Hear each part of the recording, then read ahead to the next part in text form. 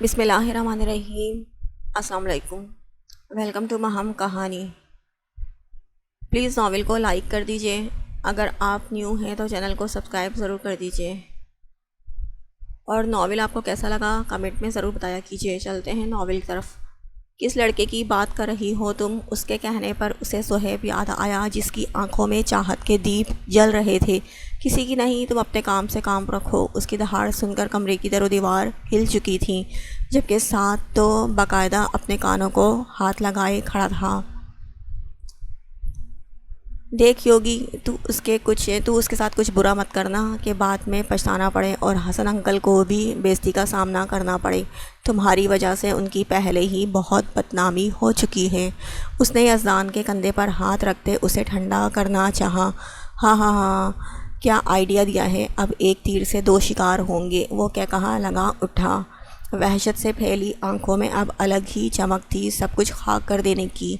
سعد نے تعصب سے سر نفی میں ہلایا۔ اس کا کچھ نہیں ہو سکتا تھا، اسے جتنا بھی کوئی سمجھا لیتا وہ صرف اپنی من کی ہی کرتا آیا تھا۔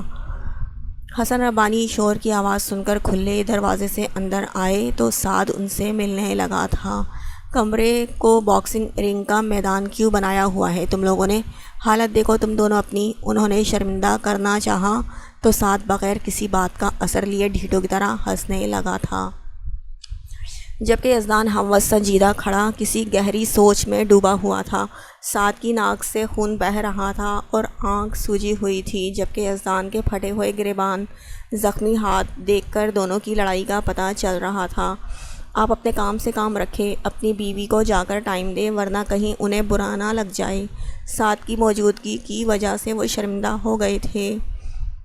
سعد بھی معاملہ سمجھتا ان دونوں کو ایکسکیوز کرتا چلا گیا۔ اس نے دل ہی دل میں اسے سمجھانے کا ارادہ کر لیا تھا، کسی کے سامنے تو بخش دیا کرو مجھے یزدان۔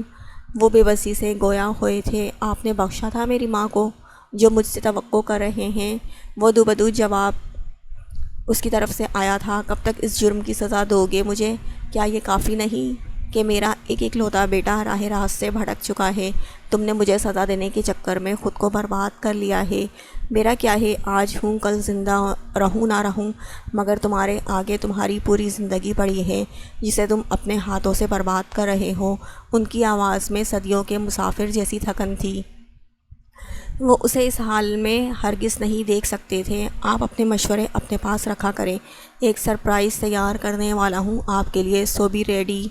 وہ معنی خیزی سے بولتا وہاں سے چلا گیا تھا۔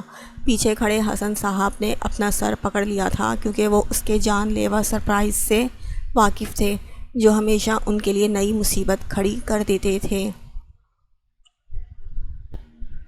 وہ ایک تھکا دینے والے دن کے بعد بستر پر نیم دراز تھی۔ یونی کے بعد وہ زمان صاحب کے ساتھ عاشر کو دیکھنے اسپتال چلی گئی تھی، اور پھر آ کر کھانا بنا کر اسپتال بھجوایا، اور اپنی اسائنمنٹ کمپلیٹ کرنے کے بعد تھکن سے چور لیٹی ہوئی تھی۔ اس کے سامنے پورے دن کے مناظر گھومنے لگے، مگر دل و دماغ اس پاگل شہزادے کو سوچنے لگا۔ عام لڑکیوں کی طرح اسے بھی چاہے جانے کا احساس بہت خوبصورت لگ رہا تھا، مگر وہ کبھی اپنی حدیں نہیں بھولنے والی تھی۔ اگر زہیب اس کا رشتہ لے آتا تو اس سے خوشی کی بات کیا ہو سکتی تھی کہ وہ کسی کی من چاہی ہمسفر بن جاتی، اور اگر وہ نہ آتا تو بھی کسی سے گلہ نہ کرتی۔ کیا ہو رہا ہے میری پیاری آپی جی؟ عروسہ دھڑم سے اس کے برابر میں ڈھہ گئی۔ کچھ نہیں ہو رہا بہنا جی، میں نے سنا ہے کہ تمہیں امی اس گھر سے بھیجنے والی ہیں۔ اچھا ہے تم نہیں ہوگی تو اس پورے گھر میں میرا قبضہ ہوگا۔ وہ ترکی و ترکی بولی، کہاں جانے والی ہوں میں؟ کہیں امی مجھے میری خواہش پر پیرس تو نہیں بھیجنے والی؟ وہ خوشی سے چہکی تھی۔ پیرس تم اپنے سیاں جی کے ساتھ جانا، امی تمہاری رخصتی کے بارے میں بول رہی تھی بابا سے، کیونکہ نائلہ آنٹی عاشر بھائی کی امی جلد از جلد رخصتی چاہتی ہیں۔ اس کی ساری خوشی اشمل نے ملیا میٹ کر دی تھی۔ مجھے تو لگتا ہے یہ ضرور عاشر بھائی کی ہی ضد ہوگی کہ تمہیں جلد ہی رخصت کروا کے لے جائیں۔ پتہ نہیں کون سا جادو کیا ہے تم نے ان پر، جو پہلے اتنی جلدی میں نکاح کیا اور اب رخصتی کا بول رہے ہیں۔ اشمل بولے جا رہی تھی، جبکہ عروسہ صدمے میں تھی۔ مجھے کیا ضرورت ہے جو اس ٹھرکی پولیس والے پر جادو کروں، اس نے یقیناً بدلہ لیا ہے مجھ سے اسپتال میں اگنور ہونے کا۔ اس نے دل میں جواب دیا، مگر اشمل کو محض یہی کہا، میں نے جادو نہیں کیا کوئی، میں بھی دیکھتی ہوں کہ امی میرے ساتھ یہ کیسے کر سکتی ہیں۔ وہ صدمے سے باہر آئی تو اشمل کھلکھلا کر ہنسی، دیکھ لو جلد ہی تم اس کمرے سے کیا گھر سے بھی چلی جاؤ گی۔ اس نے عروسہ کے گال کھینچے تو وہ گال سہلاتی گھورتے ہوئے پیچھے ہوئی تھی۔ اب وہ دونوں تھیں اور ڈھیر ساری باتیں ایک دوسرے کو چھیڑتے اور باتیں کرتے ہوئے وقت کب گزرا پتہ ہی نہیں چلا۔ عروسہ تو سو چکی تھی اور اشمل بھی نیند میں ٹن تھی۔ اسے نیند میں جانے سے پہلے زہیب کا خیال آیا تو لبوں پر سوتے ہوئے بھی مسکراہٹ پھیل گئی۔ آج وہ اتنے کم عرصے میں ہی حویلی لوٹ آیا تھا، مگر جو خبر اسے یہاں آ کر ملی وہ کسی جھٹکے سے کم نہیں تھی۔ امو جان میں مرا نہیں تھا، یہیں اسلام آباد میں تھا۔ آپ نے ایک بار مجھے کال کر کے بتانے تک کا نہیں سوچا اور دونوں کا نکاح پڑھوا کر رخصت بھی کر دیا۔ آپ سچ سچ بتائیں، کچھ ایسا تو نہیں جو آپ چھپا رہی ہوں؟ وہ اپنے کمرے میں ان کے پاس بیٹھا پریشے کے لیے فکر مند تھا۔ اس کے چاچے کے انتقال کے بعد سے وہ پریشے کو لے کر بہت حساس ہو چکا تھا۔ زہیب میں بتا تو رہی ہوں بیٹا کہ سب بہت جلدی میں ہوا تھا۔ تمہارے آقا جان کے دشمنوں کی دھمکیاں آ رہی تھیں کہ وہ پریشے کو اغوا کر لیں گے۔ یہ سب پری سے پوچھ کر ہوا ہے۔ اس کی حفاظت ہمارے لیے بہت اہم تھی بیٹا۔ انہوں نے بختیار خان کے حکم پر نظریں چراتے ان کا جھوٹ دہرایا تھا۔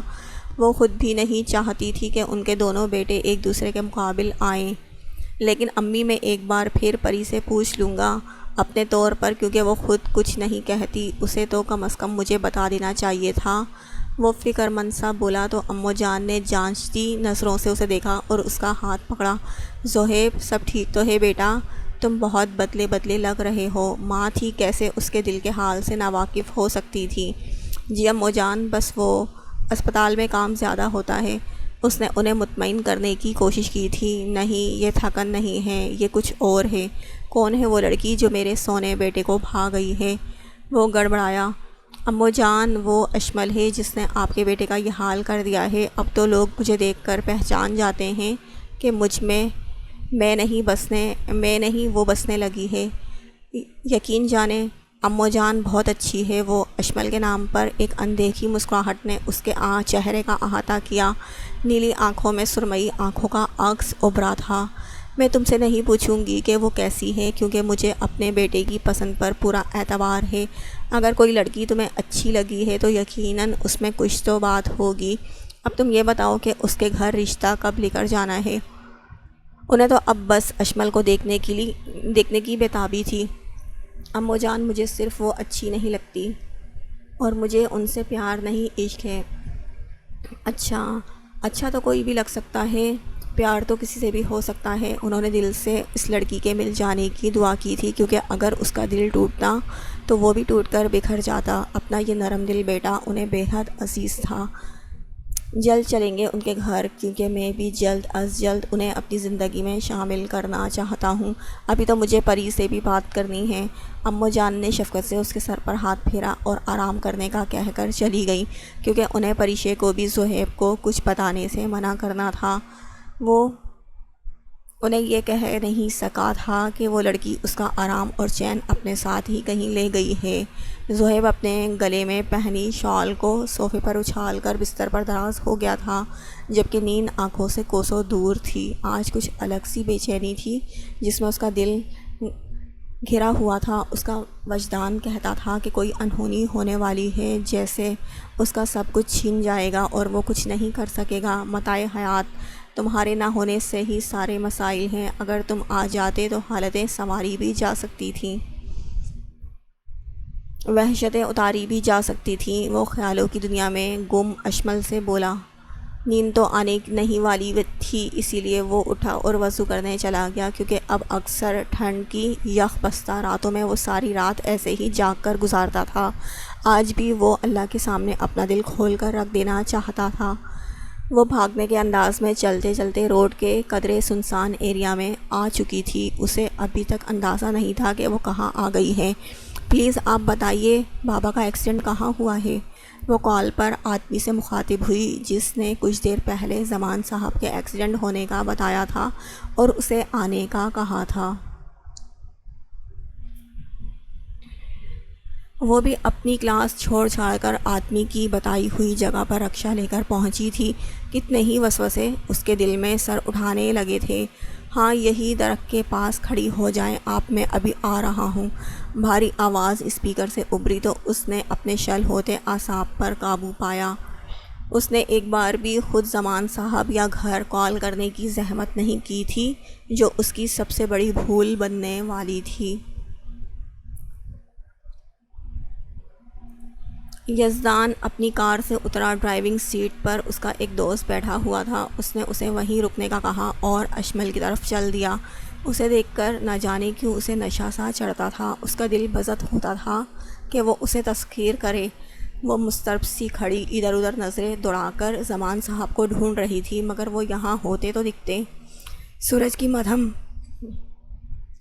تپش سے راستہ روشن تھا۔ اشمل کی پشت اس کی طرف تھی، جس کی وجہ سے وہ اسے دیکھنے سے قاصر تھی۔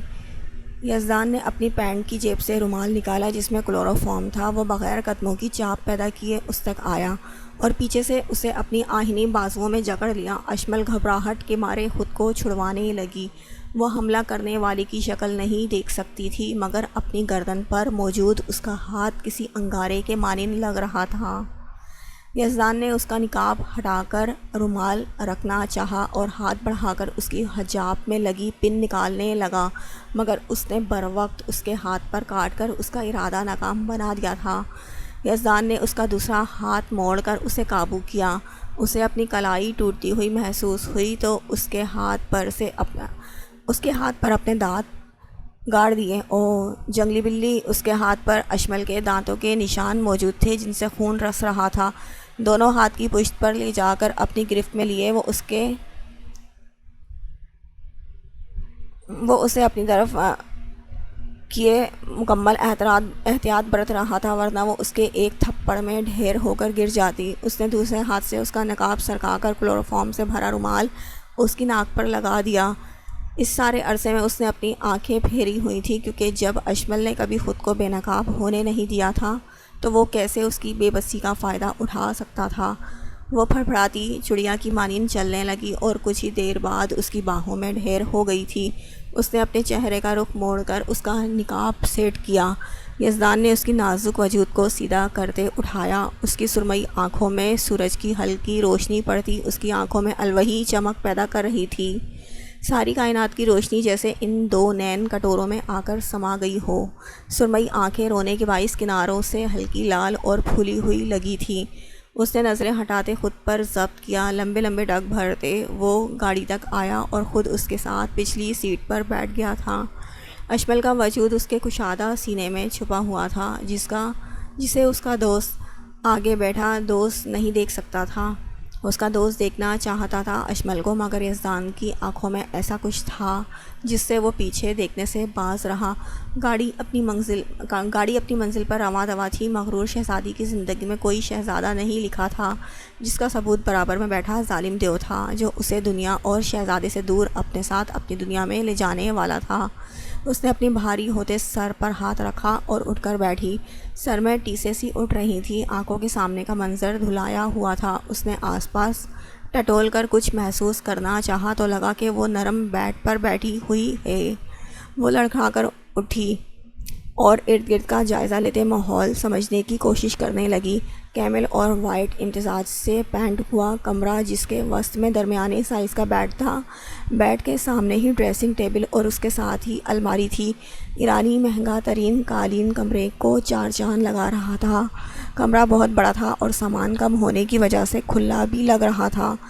کہیں کوئی کھڑکی نہیں تھی۔ پورے کمرے میں صرف ایک ہی دروازہ تھا۔ اشمل کو دھیرے دھیرے سب یاد آنے لگا کہ کیسے کسی نے اسے اغوا کیا تو خوف کے مارے رنگت سفید پڑنے لگی۔ اس نے اپنے چہرے پر ہاتھ پھیرا تو نقاب لگا ہوا تھا، یعنی ابھی تک وہ محفوظ تھی، مگر نہ جانے کب تک اسے پتا تھا اغوا کی ہوئی لڑکیوں کے ساتھ بہت برا ہوتا تھا۔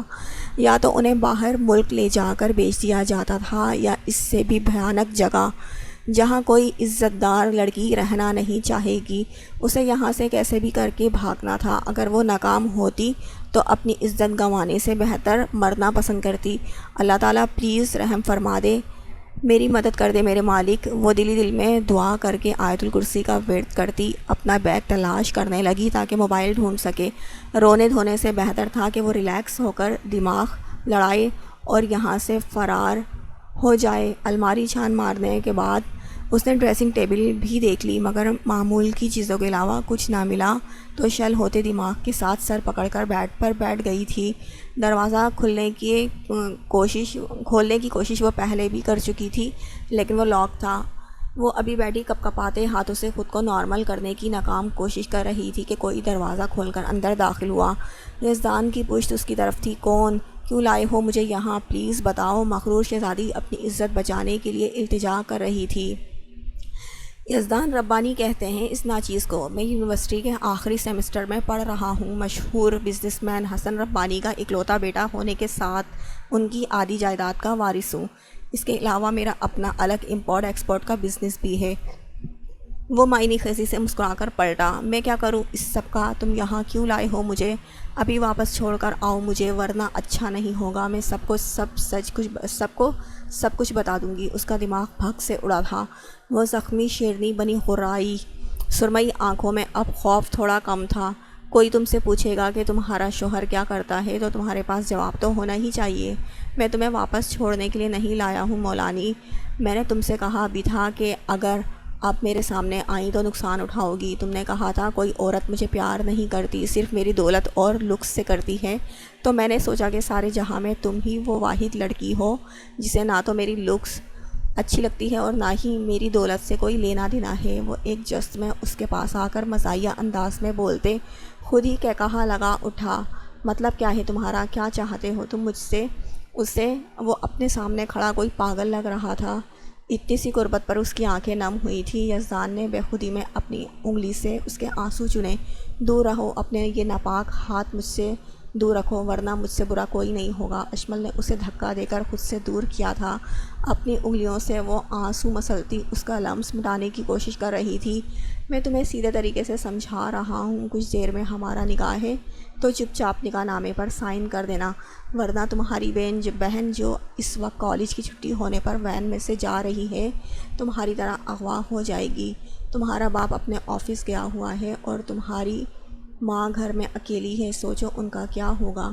وہ سنبھل کر دھمکی دینے لگا۔ تم یہی کر سکتے ہو کیونکہ تمہارا زور صرف کمزور لوگوں پر ہی چل سکتا ہے۔ اگر تم میں ذرا بھی ہمت ہوتی تو مجھ سے برابری کا مقابلہ کرتے، لیکن نہیں، تم بزدل ہو جس کا سارا زور صرف کمزوروں پر ہی چلتا ہے۔ وہ طنزیہ انداز میں بولتی اس کو آگ لگا گئی تھی۔ اب ہوگا برابری کا مقابلہ مولانی، سو بی ریڈی۔ وہ کرخت لہجے میں بولا اور کمرے سے نکل کر چلا گیا۔ اشمل کھلا دروازہ دیکھ کر بھاگی لیکن لاؤنج میں پہنچ کر اس کے خطرناک تیور دیکھ کر منجمد ہو گئی۔ کہاں بھاگ رہی تھی؟ ابھی تو برابری کے مقابلے کی بات کر رہی تھی اور اتنی جلدی میدان چھوڑ کر جا رہی ہو؟ اشمل کا ہاتھ دبوچ کر پھنکارا اور ایک جھٹکے سے اسے چھوڑا تو وہ گرتے گرتے بچی۔ اس کے ہاتھ میں گن دیکھ کر اس کے اوسان خطا ہوئے تھے، آنکھیں وحشت کے مارے پھیل چکی تھی۔ کیا وہ اب اتنی سی بات پر اس کا قتل کر دے گا؟ دماغ میں سوچ ابھری۔ یہ میرے ہاتھ میں گن دیکھ رہی ہو، اس میں ایک گولی ہے صرف۔ اب تمہارے پاس ایک ہی چانس ہے مجھے مار کر اس جگہ سے بھاگنے کا۔ اگر تم ناکام ہوئی تو تمہیں نکاح نامے پر سائن کرنے ہوں گے۔ بولو منظور ہے؟ اس نے گن اس کی پیشانی سے لے کر گردن تک پھیرتے ہوئے اس کا چہرہ اونچا کیا۔ اشمل نے کپ کپاتے ہاتھوں سے گن اس سے لی تو وہ دور ہو کر کھڑا ہو گیا۔ میں مار دوں گی تمہیں اگر تم نے مجھے جانے نہیں دیا۔ اس کی گرفت گن پر مضبوط ہوئی جبکہ ٹانگیں لرز رہی تھیں۔ مار دو اور یہاں سے چلی جاؤ کیونکہ اب بات برابری پر آ چکی ہے۔ تم جیتی تو تم آزاد ہو جاؤ گی لیکن تم ہاری تو تم میری ہو جاؤ گی۔ دونوں صورتوں میں گھاٹے کا سودا نہیں ہے۔ اس کی دلکش مسکراہٹ پر وہ سیخ پا ہوئی تھی۔ یزدان نے ایک قدم آگے بڑھایا تو اس نے آنکھیں میچ کر کھولی۔ اشمل نے ہڑبڑاتے ہوئے اس کے قریب آنے پر ٹریگر دبایا تو گولی ہوا کو چیرتی ہوئی اس کے کندھے پر جا کر لگی اور تیزی سے خون بہنے لگا۔ یزدان اس کی جرات پر حیران کھڑا اپنے ہاتھ کندھے پر خون لگے ہاتھ خون پر پھیرنے لگا۔ یہ لڑکی اسے پل پل حیران کر رہی تھی۔ اس کے ہاتھ سے گن چھوٹ کر دور جا گری تھی۔ وہ پھوٹ پھوٹ کر رو رہی تھی۔ وہ کیسے ایک آدمی کو گولی مار سکتی تھی؟ اگر وہ مر گیا وہ قاتل بن جائے گی۔ وہ دھوپ چھاؤں سی لڑکی سب سے منفرد تھی۔ اسے بغور دیکھا جو اسے تکلیف دینے کے بعد خود بھی اس کی تکلیف پر رو رہی تھی۔ پلیز، میں نے جان بوجھ کر نہیں مارا، آپ ڈاکٹر کے پاس چلیں، خون بہہ رہا ہے۔ وہ اس کے پاس آ کر سسکتے ہوئے بولی، اس نے تو آج تک چیونٹی نہیں ماری تھی، کجا کے کسی کو گولی مار دینا۔ تمہاری آنکھوں میں آنسو اچھے نہیں لگتے مولانی؟ میرا بس چلے تو تمہاری آنکھوں میں کسی کو نہ دیکھنے دوں، جو سب پر ایک سحر طاری کر دیتی ہیں۔ ہمارے نکاح کے وقت تم گھونگھٹ کرو گی۔ وہ اتنے درد کے باوجود مسکرایا تھا۔ کوئی تو تھا اس دنیا میں جو اس کی دل سے پرواہ کرتا تھا، بغیر کسی غرض کے۔ ہاسپٹل چلو میرے ساتھ پلیز، خون بہت بہہ رہا ہے۔ وہ پہلے اس کے قریب آنے پر بھڑک گئی تھی، لیکن اب خود اس کے سہارا دینے لگی تھی۔ اس جیسی لڑکی کے بس میں اتنے بڑے مرد کو اکیلے سنبھالنا کیسے ممکن تھا؟ وہ ابھی بھی اپنے سہارے پر کھڑا تھا، جبکہ اس کے کندھے کا سارا زور اشمل پر تھا، جو اتنی سی دیر میں پسینے سے شرابور ہو گئی تھی۔ ڈاکٹر کی ضرورت نہیں، تم جیسا مسیحا نہیں ملے گا مجھے۔ تم بس میرے پاس رہو اور یہیں پر میرے فیملی ڈاکٹر کو بلا لو، کیونکہ اگر ہم باہر گئے تو گولی لگنے کی انکوائری ہوگی اور پھر تم جیل چلی جاؤ گی۔ وہ اسے لے کر کمرے تک آئی اور اسے تکیوں سے ٹیک لگا کر بیڈ پر بٹھایا۔ مجھے جیل نہیں جانا، میں ابھی کال کر کے تمہارے والے ڈاکٹر کو بلا دیتی ہوں۔ اشمل فکر مندی سے گویا ہوئی تو یزدان نے اس کا مسئلہ حل کرتے ہوئے ڈاکٹر کو کال کر کے بلایا، جو 15 منٹ بعد یہاں پہنچ گیا تھا۔ اس کی گولی نکل چکی تھی، وہ دوائیوں اور درد کی وجہ سے نیم خنودگی میں تھا۔ میں اگر بے ہوش ہو بھی جاؤں گا تو تم بھاگ نہیں سکتی مولانی، میرے ہوش میں آتے ہی ہمارا نکاح ہوگا۔ اس نے پینٹ کی جیب سے ہتھکڑی نکالی جو اس نے روحان کے ساتھ پرینک کرنے کے لیے رکھی تھی اور پاس بیٹھی اشمل اور اپنے ہاتھ میں لگا دی۔ تمہیں تیاری کی ہرگز ضرورت نہیں، کیونکہ تمہارا چہرہ دیکھنے کا حق صرف مجھے ہوگا۔ یہ چہرہ ہر آسائش سے پاک ہونا چاہیے، کیونکہ اس پر میں اپنی چاہت کے رنگ بکھیر دوں گا۔ تم بھی میرے رنگ میں رنگ جاؤ گی۔ وہ ہوش میں نہیں تھا جب ہی ایسی بہکی بہکی باتیں کر رہا تھا۔ وہ کچھ ہی دیر میں دنیا جہاں سے بیگانہ ہو کر سو گیا تھا۔ اشمل بے بسی کے مارے رونے لگی تھی۔ اس نے تو سوچا تھا ایک بار اس کی گولی نکل جائے تو وہ یہاں سے بھاگ جائے گی، مگر یہاں ایسے کوئی آثار نظر نہیں آ رہے تھے۔ 2 گھنٹے گزر چکے تھے اسے یہاں اس کے پاس بیٹھے بیٹھے۔ وہ ابھی کچھ دیر پہلے ہی ہوش میں آیا اور مختلف لوگوں کو کال کر کے پھر سے بیک گراؤنڈ سے ٹیک لگا کر آنکھیں مون گیا۔ یہ سائیڈ والی الماری کھولو اور اس میں سے لال دوپٹہ نکال کر پہنو، کچھ دیر میں مولوی صاحب بھی پہنچنے والے ہیں۔ اس نے پٹ سے آنکھیں کھولتے حکم جاری کیا، کیسے جاؤں وہاں تک؟ میرے ہاتھ میں ہتھکڑی لگی ہوئی ہے۔ اشمل نے اپنا ہاتھ اٹھا کر اس کے سامنے لہرایا تو وہ دبا دبا مسکرایا۔ اچھا چلو، میں بھی اٹھ رہا ہوں، اب تمہارا جینا مرنا میرے ساتھ ہی ہے۔ وہ اسے لے کر الماری تک آیا اور دوپٹہ نکال کر اسے دیا۔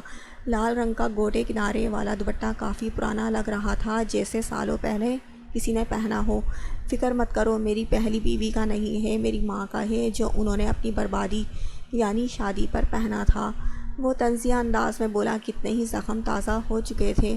خیر، اب سے تم میری ہو جاؤ گی تو میری لائی ہوئی چیزیں پہنو گی، چاہے تمہیں پسند آئیں یا نہ آئیں۔ تم کچھ دیر بعد سے اشمل زمان علوی سے اشمل یزدان ربانی بن جاؤ گی۔ میرا خیال یہی ہے کہ تم کچھ بھی ہو جائے مجھ سے وفا کرو گی نا اپنے شوہر سے وفا؟ اشمل کو سمجھ نہیں آئی کہ کیا جواب دے۔ اس کی خاموشی محسوس کرتے یزدان نے اپنے درمیان بنا فاصلہ مٹاتے اس کی گردن دبوچ کر الماری سے لگائی۔ بولو، کرو گی نا وفا یا نہیں؟ وہ غرایا۔ اس نے اس کی آنکھوں میں جھانک کر زہیب کا عکس ڈھونڈنا چاہا، مگر کچھ نہ ملا۔ ہاں، وہ گھٹی گھٹی آواز نکالتے ہوئے سر کو اسپات میں ہلانے لگی۔ گردن میں ہوتے درد سے اس کی آنکھیں آنسوں سے بھر چکی تھی۔ اس نے رحم کھاتے اسے چھوڑا تو وہ کھانستے ہوئے اپنی رکی ہوئی سانسیں بحال کرنے لگی۔ یزدان کے موبائل پر کال آئی تو اس نے کسی کو اندر آنے کا کہا اور دوپٹہ اس کے سر پر اڑایا کہ اس کا پورا وجود چھپ گیا۔ کافی دیر روتے روتے اس کی آنکھیں سوج چکی تھی کہ دروازے پر ہوتی دستک پر اس نے بے دردی سے اپنے آنسو صاف کیے، جہاں ملازم انہیں بلا کر واپس چلا گیا تھا۔ یزدان اسے لے کر لاؤنج میں آیا، جہاں ترتیب سے صوفے سیٹ ہوئے تھے۔ وہ اسے لے کر ڈبل سیٹر صوفے پر ذرا فاصلے بنا کر بیٹھا۔ اشمل زمان ولد زمان علوی، سکہ رائج الوقت حق مہر 1 کروڑ روپے یزدان ربانی ولد حسن ربانی کے نکاح میں دیا جاتا ہے، کیا آپ کو نکاح قبول ہے؟ مولوی صاحب نے پوری چھپی ہوئی اشمل کو دیکھتے ہوئے کہا۔ اپنے ماں باپ کا چہرہ اس کے سامنے لہرایا تھا۔ اگر وہ شخص ان کے بارے میں پتہ کر سکتا تھا تو وہ ان کے ساتھ ان کے گھر میں کچھ بھی کر سکتا تھا۔ بابا مجھے معاف کر دیجیے گا، میں مجبور ہوں۔ وہ دل میں زمان صاحب سے مخاطب ہوئی اور قبول ہے کہہ گئی۔ اللہ، میں دل سے اس نکاح کو قبول کرتی ہوں، ورنہ یہ گناہ بن جائے گا۔ میرے لیے آسانیاں پیدا کر دے میرے مالک، مجھے صبر عطا کر دے، مجھے اس آزمائش پر پورا اترنے کی توفیق عطا کر دے۔ وہ زیر لب بڑبڑاتی ہوئی ان کے کہنے پر پھر سے قبول ہے کہنے لگی۔ اشمل زمان ولد زمان علوی سکہ رائج الوقت 1 کروڑ حق مہر یزدان ربانی ولد حسن ربانی کے نکاح میں دیا جاتا ہے، کیا آپ کو نکاح قبول ہے؟ ایک بار پھر سے پوچھا گیا۔ اب اس کی برداشت ختم ہو چکی تھی۔ وہ زار و قطع روتے ہوئے قبول ہے کہنے لگی۔ اس کے 3 بار قبول ہے کہنے پر اور نکاح نامے پر سائن کرنے پر اس کے پہلو میں بیٹھے یزدان کا دل خوشی سے سرشار ہوا تھا۔ یزدان ربانی ولد حسن ربانی سکہ رائج الوقت حق مہر 1 کروڑ روپے اشمل زمان ولد زمان علوی کے نکاح میں دیا جاتا ہے، کیا آپ کو نکاح قبول ہے؟ مولوی صاحب کے کہنے پر اس نے آنکھیں بند کر کے گہرا سانس لیا اور آنکھیں کھولی۔ کیمل کلر کی ٹی شرٹ اور بلیک پینٹ پہنے، پونی میں مقید کندھے تک آتے بالوں میں وہ اشمل کو زہر سے بھی برا لگا تھا۔ میں تمہارے قریب کسی شخص کو نہیں آنے دوں گا، کیونکہ اب سے تم صرف یزدان کی ہو۔ اس نے دلی دل میں اسے مخاطب ہوتے ہوئے قبول ہے کہا تھا۔ اس نے بھی مولوی صاحب کے پوچھنے پر 3 بار قبول ہے کہا اور اس شہزادی کو تعمر اپنی قید میں لے لیا۔ وہ اسے لے کر بے باکی سے سب کے سامنے ہاتھ پکڑ کر اپنے کمرے میں لے آیا تھا۔ کمرے کے بیچوں بیچ کھڑے ہو کر اس نے اشمل کا ہاتھ چھوڑا اور اس کا سر پر پہنا دوپٹہ بیڈ پر اچھالا۔ وہ اس کی نظروں کی تاب نہ لاتے ہوئے نظریں جھکا گئی تھی۔ اس نے بے ساختہ اس کا نقاب سرکایا تو اس کی آنکھوں سے ٹپ ٹپ آنسو بہنے لگے۔ اس کا اسکارف اب اس کے گلے میں آ گیا تھا اور شہد رنگ بال کیچر میں مقید بال واضح ہو گئے تھے۔ کتنا اچھا کرتی تھی وہ خود کو چھپا کر۔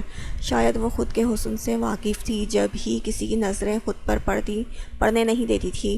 سرخ و سفید رنگت، ستواں ناک، روئی روئی سرمئی آنکھیں، گلاب جیسے قدرتی لال ہونٹ اور شہد رنگ بالوں میں وہ اسے مبہوت کر رہی تھی۔ وہ اس کے سامنے زیر ہو گیا تھا۔ اس نے نادانستہ اس کے کیچر میں بندھے بالوں کو کیچر سے آزاد کیا تو کمر تک چھوتے بال اس کے چہرے پر بکھر گئے۔ 2 نفس کے ہوتے ہوئے بھی کمرے میں خاموشی کا راج تھا۔ تمہیں اب میرا بن کر رہنا ہوگا، میں تمہارے دل پر قبضہ کر کے اسے فتح کر لوں گا۔ تم اب اسی انسان کی بیوی ہو جسے تم بد کردار سمجھتی تھی، جسے تم نے سب کے سامنے ذلیل کیا تھا۔ وہ استہزائیہ ہنسا۔ مجھے معاف کر دو، میں کبھی آئندہ تمہیں کچھ نہیں کہوں گی۔ دیکھو، میں نے نکاح کر لیا، اب جانے دو، میرے گھر والے پریشان ہو رہے ہوں گے۔ اس کا جسم اس کی قربت پر کپ کپا رہا تھا۔ جتنی بہادر وہ سب کے سامنے بنتی تھی، اب اس سے بالکل الگ روپ میں اس سے التجا کر رہی تھی۔ اشمل کو اس پل اس سے خوف آ رہا تھا۔ اسے نرم مزاج والا زہیب یاد آیا تھا، جس کی نیلی آنکھوں میں وہ بسنے لگی تھی۔ محبت کرتی ہو کیا اس سے؟ اس کی آنکھوں کا بدلتا رنگ محسوس کرتے وہ پھنکارا۔ نہیں، وہ کرتا ہے، وہ خواب کی کیفیت میں بولی۔ آئندہ نہیں کرے گا، کیونکہ اب سے تم میری بیوی بن کر رہو گی، پھر اس کا خیال ہرگز تمہارے ذہن میں نہیں آ پائے گا۔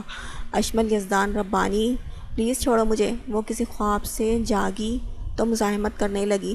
تم ایک بار میری ہو جاؤ، پھر تمہیں اپنے ماں باپ سے اور تمہارے ماں باپ سے ملوانے لے کر چلوں گا۔ اس نے اشمل کو گود میں اٹھایا۔ کمرے میں گھلا جادوئی فسوں اسے جکڑ رہا تھا۔ وہیں حق ملکیت کا احساس بھی اس کے دل پر حاوی ہو رہا تھا۔ وہ خود کو چھڑوانے کی کوشش میں اس کی گردن پر ناخن مارنے لگی تو وہ اسے گھورنے لگا۔ بس کر دو جنگلی بلی، تم بیکار میں مجھ سے الجھ رہی ہو، جبکہ تم مجھ سے کبھی جیت نہیں سکتی۔ اس نے اپنا منہ اس کے بالوں میں چھپا کر گہرا سانس بھرا۔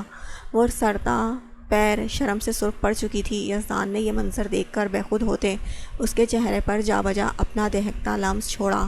وہ اس کے کشادہ سینے پر مکوں کی برسات کرنے لگی، مگر وہ تو کسی اور ہی دنیا میں پہنچا ہوا تھا، جہاں اس کا انتقام کہیں پیچھے رہ گیا تھا۔